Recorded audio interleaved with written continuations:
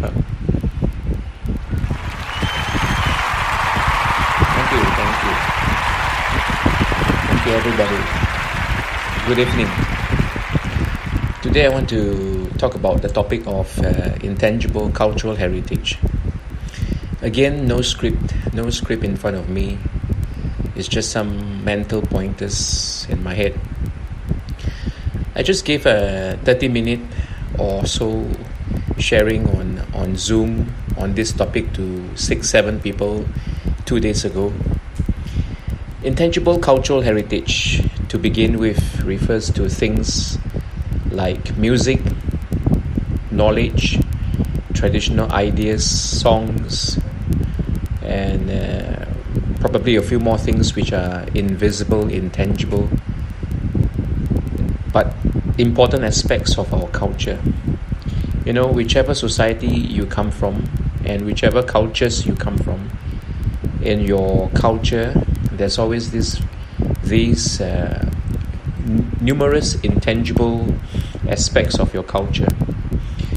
Even for food, which is supposed to be tangible, has its intangible aspects like the flavor, the taste, the methods of cooking. So culture, being a very interesting thing, has its intangible side. And over the last 20 odd years, the United Nations Educational, Scientific and Cultural Organization, or UNESCO, has been very busy trying to get countries, communities, groups of people to recognize and to understand the concept of ICH, Intangible Cultural Heritage. Intangible cultural heritage, one of the important things about it is the safekeeping, or rather safeguarding. And safeguarding is quite different from just protecting or preserving. If it's the same, they will not be using the same word. You know, protecting something is different from safeguarding. According to UNESCO, safeguarding means not just to preserve, but to find ways and means, and maybe sometimes creative ways, to pass down the knowledge of intangible aspects of our culture and heritage, passing down to the next generation and the next and the next. Making a certain pastry for a certain group of people in a certain society, in a certain country, is a form of intangible cultural heritage.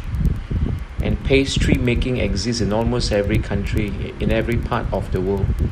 Whether you come from Catalonia or Taiwan or Belgium, Croatia, Malaysia, you know, or South America, cakes, pastries, desserts, and all kinds of food, you know, the making of it, the process of the making, the methods, these are all very intangible as much as tangible.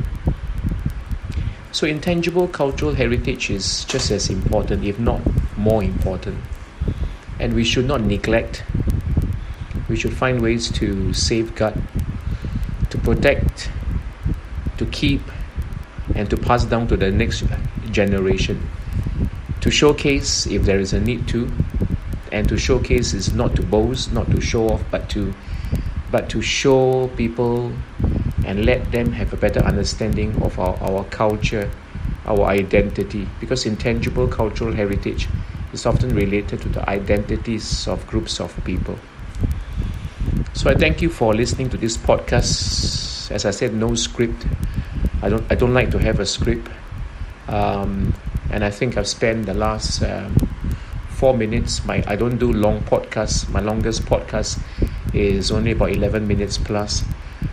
And most of my podcast is about 4.5 to 6 minutes. Digestible, small bits of podcasts like this makes understanding things a lot smoother.